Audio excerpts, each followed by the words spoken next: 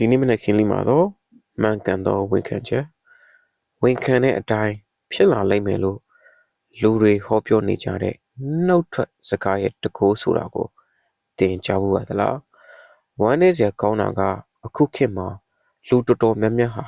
ကိုဖြစ်ချင်တဲ့လော်ကီစီစိယာတို့နဲ့အတ္တတွေကိုပါဇက်ကနေတဖွာဖွာယူပြီးအဲ့ဒါကိုပဲခရိယန်ရဲ့ဝန်ခံချက်လို့မှားယွင်းစွာနားလည်နေကြပါတယ်ဒါပေမဲ့ဖျားသခင်အလိုရှိတဲ့မှန်ကန်သောဝန်ခံချက်ဆိုတာဘာလဲကိုဖြစ်ချင်တာကိုတောင်းဆိုတာလားဒါမှမဟုတ်ဖျားသခင်ရဲ့တမန်တရားကိုဝန်ခံတာလားမှန်ကန်သောဝန်ခံခြင်းဆိုတာအပိုင်းတစ်ပိုင်းရှိပါတယ်ပထမတစ်ချက်ကတော့ကိုယ့်ရဲ့အပြစ်နဲ့အားနည်းချက်ကိုဖျားသခင်ရှိမှရိုးသားစွာဝန်ခံခြင်းဖြစ်ပါတယ်ညစ်ပတ်နေတဲ့အတ္တတာကိုဖုံးကွယ်ပြီး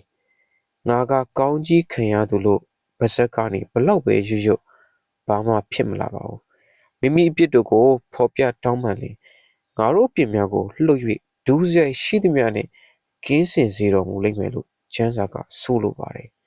ဒုတိယတစ်ချက်ကတော့ကိုယ့်အတ္တကိုဝန်ခံတာမဟုတ်ပဲခရစ်တော်သည်သခင်ဖြစ်ခြင်းကိုအသက်တာနဲ့ဝန်ခံခြင်းဖြစ်ပါတယ်ယက်တိချက်မရှိပဲလောကမှာပျော်နေသူတွေဟာနှကန်းနဲ့ဘလောက်ပဲကောင်းကြီးတွေကိုဝန်ခံနေပါစေဖျားသခင်နဲ့မဆိုင်ပါဘူးမှန်ကန်သောဝန်ခံချက်ဆိုတာကိုယ့်အမြင်ထက်ဘုရားသခင်ရဲ့နှုတ်ကပတ်တော်ဟာ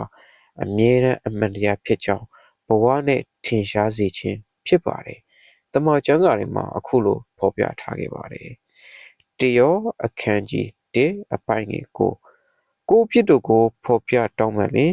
ငါတို့အပြစ်များကိုလှုပ်၍ဒုစရိုက်ရှိသည်များနှင့်ကင်းစေစေခြင်းကဘုရားသခင်သည်တစ္ဆာတရားနှင့်၎င်းဖြောင့်မတ်ခြင်းတရားနှင့်၎င်းပြည့်စုံတော်မူ၏ကျွန်ုပ်တို့ဟာကိုလိုချင်တဲ့အရာတွေကိုပဲဘုရားသခင်စီကနေအတင်းအဓမ္မဝန်ခံတောင်းဆိုနေကြတာလားအတ္တတာပုံမလာပဲနဲ့ပါဇက်ကနေကောင်းကြီးတွေကိုဝန်ခံနေတာဟာဘာသာရေးအလိမ်ညာပါပဲဒီနေ့ကိုယ့်ရဲ့အပြစ်တွေကိုအရင်ဆုံးဝန်ခံနှိပ်ချပါ